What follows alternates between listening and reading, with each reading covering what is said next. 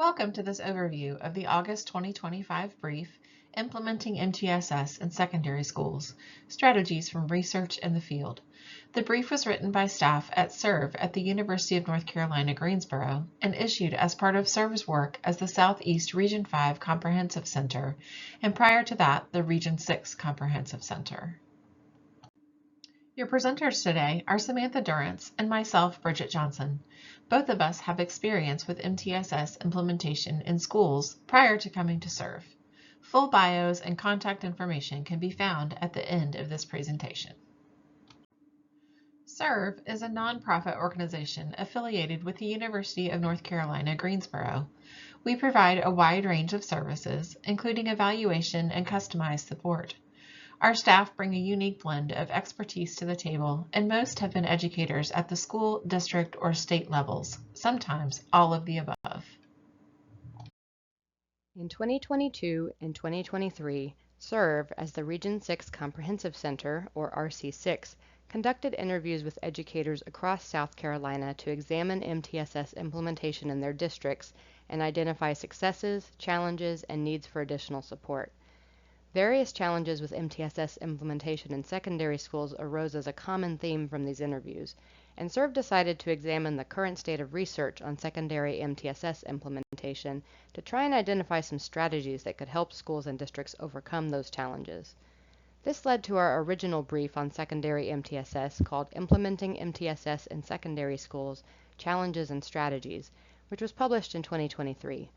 This first brief focused largely on challenges as they relate to implementing MTSS for academic areas, and the response from the field was very positive. Then, as part of our continuing work to support MTSS implementation across Georgia, North Carolina, and South Carolina as RC6, SERV conducted interviews with school leaders from a total of 14 elementary, middle, high, K-12, charter, and alternative schools between January 2023 and May 2024 to examine their implementation of MTSS and hear about their successes, challenges, and suggestions for other schools. The lessons learned from these implementation stories and continuing positive feedback from the field about the first brief led us to expand the content to include a more well-rounded focus on resources and strategies for not just academics, but also well-being, attendance, and behavior. This second brief, Implementing MTSS in Secondary Schools, Strategies from Research in the Field, is the focus of this presentation. The list of common challenges related to MTSS implementation in secondary schools included in the current brief is still synthesized from research and the interviews in South Carolina, but also takes into account what we heard from school leaders as we created MTSS implementation stories for secondary schools. The main logistical and material challenges that emerged from all of this include scheduling, staffing, and finding space for intervention, and locating evidence-based interventions that are designed for secondary students. Secondary challenges related to MTSS infrastructure include developing a school culture that's based on prevention, not just intervention, departmentalization, teachers' knowledge of effective instruction and intervention strategies, MTSS teaming structures, and managing student data. Based on research on secondary MTSS implementation and what we learned from the MTSS implementation stories we created, SERV identified 7 strategies that can help schools and LEAs address the main challenges we just reviewed. The resources provided in this brief are organized around these 7 strategies. The strategies are strengthening core programs, using data efficiently, adjusting the master schedule to make time for intervention, creating MTSS teams and selecting intervention teachers, selecting evidence-based intervention strategies or programs, providing ongoing supports for MTSS implementation, and developing or identifying structures and resources to support MTSS implementation. As Samantha previously outlined, the research has shown that the barriers to implementing MTSS can be put into 2 buckets. One of those is logistical and material challenges, and the other is infrastructure challenges. We're going to dig into the infrastructure challenges and resources for removing barriers in this area. Ideally, the MTSS framework should outline support for the whole child. This includes academic, behavioral, social, and emotional support. The definition and purpose of MTSS must be clear to all implementers, aligning with the school or district's mission and vision and adopting a strengths-based approach. It's imperative that every educator in the building has the same definition of what MTSS is and how it impacts their instruction. Support and specific intervention should be clearly defined across all tiers of intervention, from universal classroom instruction to more intensive levels. This includes outlining what skills teachers are targeting, what evidence-based practices are to be utilized, and entry and exit criteria for interventions. Educators must know how to implement the problem-solving model that has been selected by the school or district. Ensuring that educators know the problem-solving model requires that the school has adopted and trained their teachers on a problem-solving model. A strong infrastructure for implementation requires that a problem-solving model has been adopted and implemented with fidelity at the school level. Finally, a robust MTSS infrastructure includes intentional planning for collaboration and two-way communication among educators, parents and caregivers, and community organizations. It's important to clarify that MTSS is not just about providing interventions or solely a pathway to special education. It's a comprehensive, proactive framework that applies to all students, including those with disabilities, and requires all instructional and support staff to understand their roles. We often say that a child cannot be in or out of MTSS. All children in the school are a part of the MTSS framework. To help secondary schools develop their MTSS infrastructure, the MTSS Center at the American Institutes for Research, or AIR, offer valuable considerations for MTSS implementation documents, specifically tailored for middle school and high school settings. With years of research about effective MTSS implementation as the basis for the documents, the resources identify considerations for teams as they design and implement MTSS in middle school and high school settings. Guiding questions are provided to facilitate team conversations and action planning. These resources should be used as a part of a collaborative process in which all members of the MTSS or school team share their experiences, vision, and ideas to respond to the guiding questions and establish action steps. Both documents are linked on page 6 of the brief and will download directly to your computer as a Microsoft Word file. All too often, when people think of MTSS, they picture interventions for some students, but the fact of the matter is that CORE is the foundation for every school and involves all students. As Clark and Dockweiler in 2019 state, if the base of the building is unstable, then nothing built on top is going to be stable either. Solid, first-time CORE instruction is the foundational basis for an effective MTSS framework. Strategy 1 is strengthening core programs to reduce the need for intervention. A strong evidence-based core or Tier 1 program is the bedrock of an effective MTSS framework.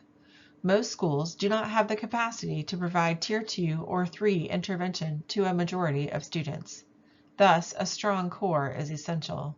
It's often said that there is not a way to intervene your way out of ineffective core instruction. A critical first step in strengthening your core is to examine district-wide and school-wide data to identify areas for improvement in core programs. This data includes state assessment results, course passage rates, discipline referrals, and chronic absenteeism rates. High rates in these areas are indicators that school-wide changes are needed, not just targeted interventions for individual students. We want you to take some time to reflect on the data that is available to you. Are you using it to measure the effectiveness of the core instruction in your school or district? Take a moment to make a list of what data you currently used to identify areas for improvement in core programs. Core initiatives for both well-being and attendance should start with establishing supportive school and classroom environments that provide a sense of safety and belonging to students. Neuroscientific research shows that conditions are optimal for learning when students feel safe and in positive relationship with classmates, teachers, and the school as a whole. The brief includes links to a variety of key resources for well-being and attendance from sources such as CASEL, the National Center on Safe Supportive Learning Environments, Robert Balfans, the Center on PBIS, and Attendance Works. You'll notice that well-being, attendance, and behavior are separate sections of the brief, but many of the resources relate to more than one of these areas because they are really intertwined. A sense of safety and belonging also supports positive behaviors. Other core initiatives for behavior should also center on prevention, including having routines, having clear and consistent expectations, explicitly teaching behavioral norms and the skills we expect students to use in managing their behavior, and providing feedback for both wanted and unwanted behaviors. In the brief, you'll find an array of resources on behavior that will support schools and districts in setting and communicating expectations, developing strategies to address problem behaviors, and more. We also want to draw your attention to two resources in particular on page 12. The New Hampshire MTSS-B Technical Assistance Center's Toolkit for MTSS for Behavior, and Northeast PBIS's PBIS Exemplar Repository, which contains exemplar documents developed by schools. When it comes to supporting strong core academic programs, we go back to research on learning in general. There is a large research base for general instructional approaches that support struggling students, which include explicit instruction, modeling, scaffolding, and gradual release of responsibility, or I do, we do, you do. Common school-wide strategies like common note-taking methods or a school-wide focus on explicit vocabulary instruction or writing practice give students a framework they can apply across all subjects and help support all academic content areas. It can also help to provide secondary content area teachers with additional instructional strategies and tools they can add to their toolkit. We expect them to be experts in their given content area, but there should also be a focus on the instructional practices they use to teach that content, because those practices matter just as much. Take a moment to consider how teachers in your district or school are currently supported in improving the quality of their instruction. Are there ways in which this might be improved? Make a list of some strengths and areas for growth. Strategy 2 focuses on identifying students' needs. Schools are chock full of data, and you don't need to reinvent the wheel in order to use that data to identify students who need extra support. Some secondary schools choose to invest in commercial reading and math screening tools, but this may not be necessary on a school-wide basis.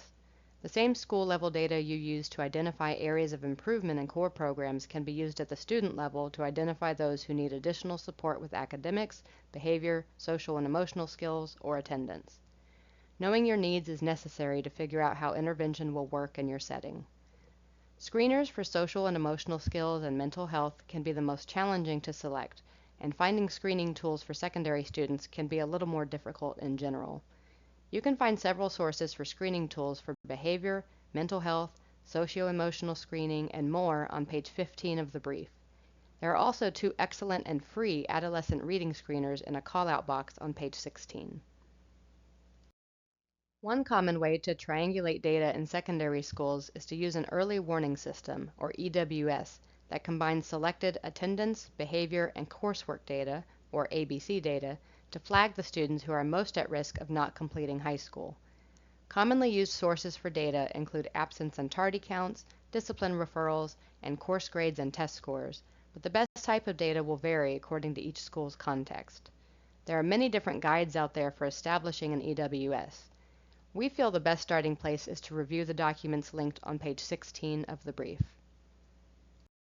In schools with large numbers of students who are at risk of not completing high school, basic attendance, behavior, and coursework data may be the necessary starting place for getting a handle on the number of students in need of support and the area or areas in which they need support.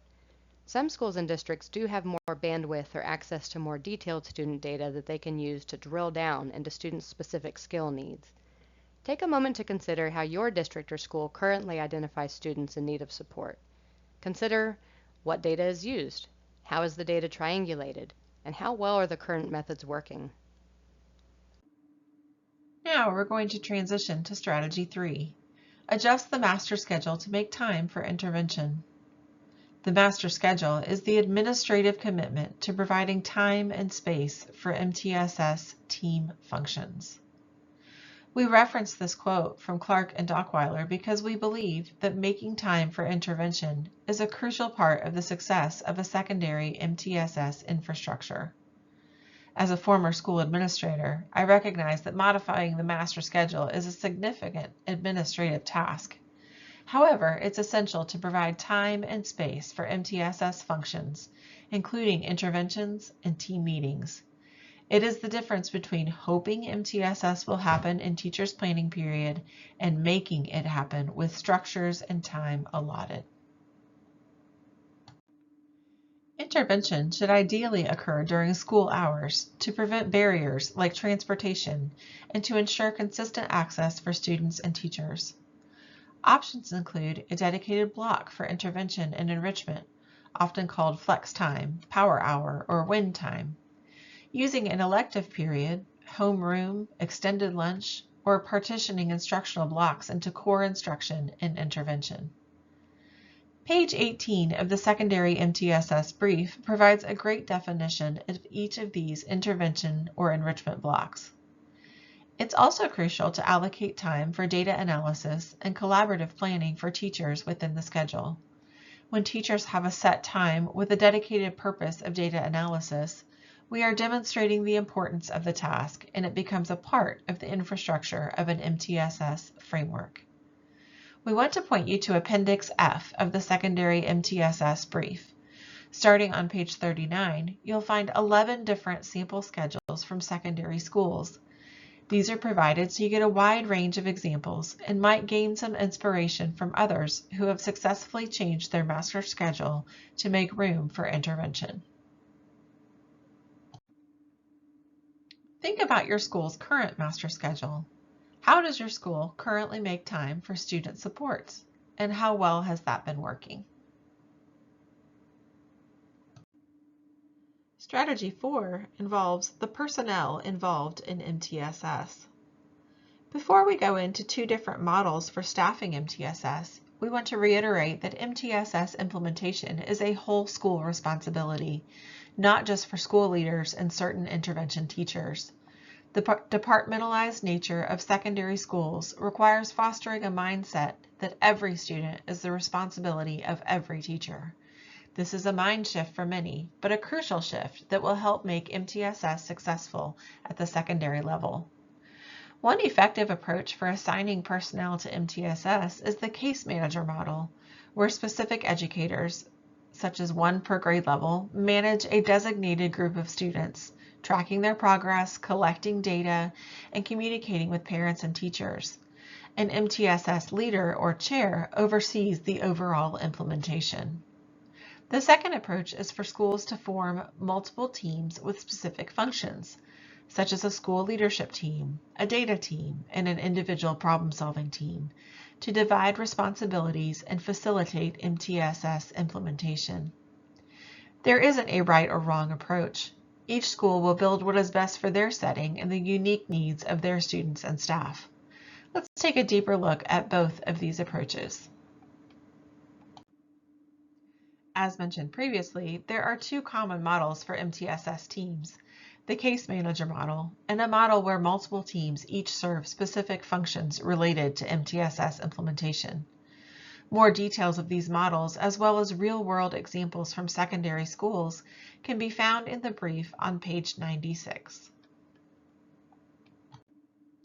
As opposed to the case manager model, where specific staff are responsible for managing the needs of a given group of students, the other model entails schools choosing to form or use several different teams that have more specific functions in order to divide responsibilities for facilitating MTSS implementation.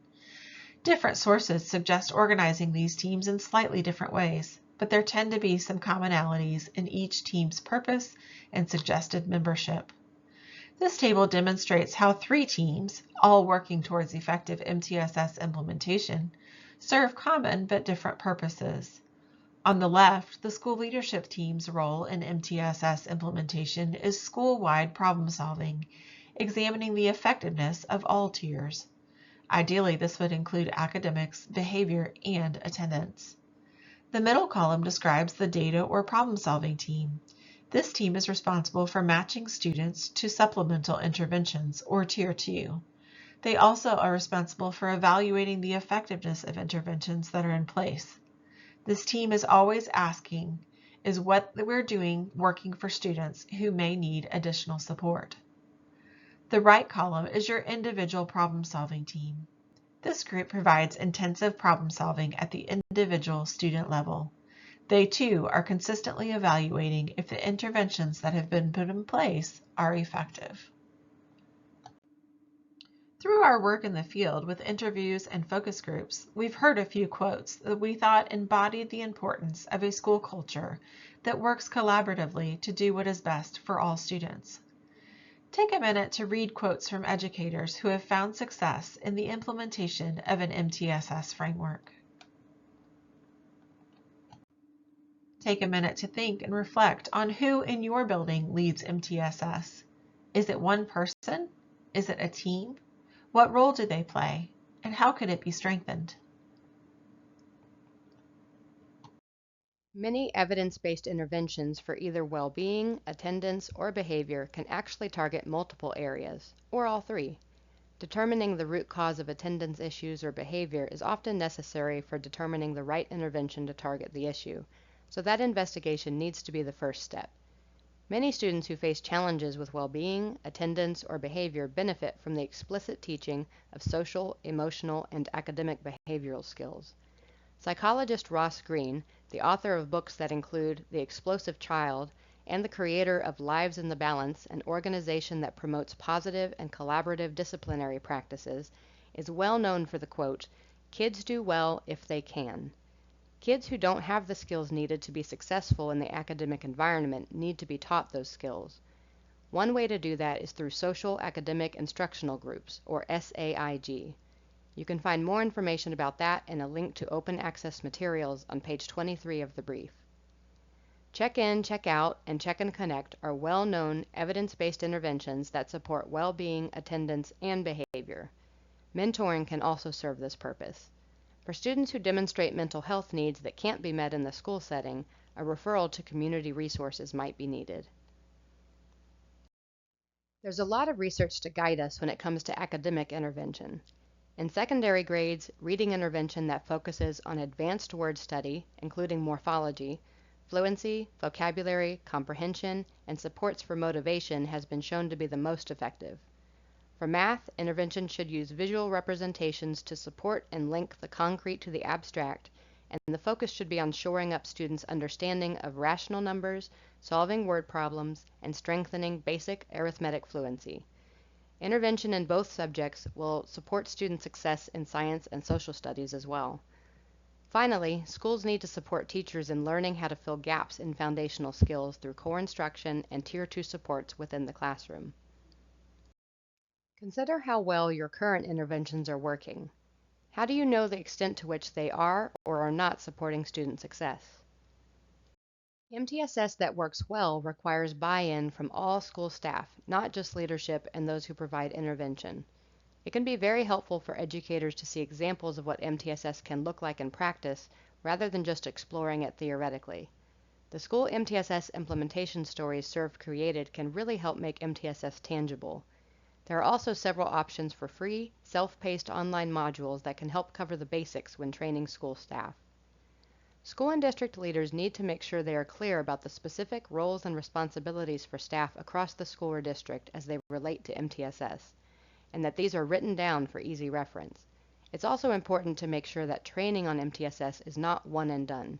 It really needs to be conducted on an ongoing basis to have a lasting effect. It probably goes without saying that all structures and processes related to how MTSS should be implemented in a school or district need to be well documented and easily accessible to staff. Ideally, a district develops a comprehensive district MTSS plan that contains all the important resources and information schools need to reference as they implement MTSS. These should include templates for required forms, decision guides and protocols for identifying students in need of intervention at each tier and for discontinuing or intensifying intervention, and data management tools. There are so many resources already out there that there's really no need to make something brand new. it can be much easier to find resources that would mostly fit your school context and tweak them as needed. A good district MTSS plan provides enough guidance that school staff aren't left scratching their heads about how to follow a certain process, how to select appropriate interventions, how long to provide intervention before making a decision about intensifying or changing it, and so on. These are some of the categories of information one district includes in what we present on page 29 of the brief as an exemplar district MTSS plan. You can see that the information is organized by grade band and includes problem-solving protocols, intervention resources and examples, entrance and exit criteria for academic interventions, and a list of assessments, among other things.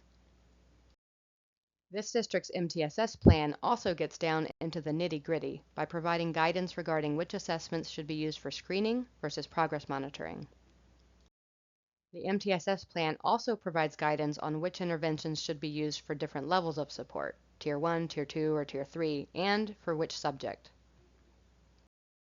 Take a moment to make a list of the documentation and resources your district or school currently provides to support MTSS implementation.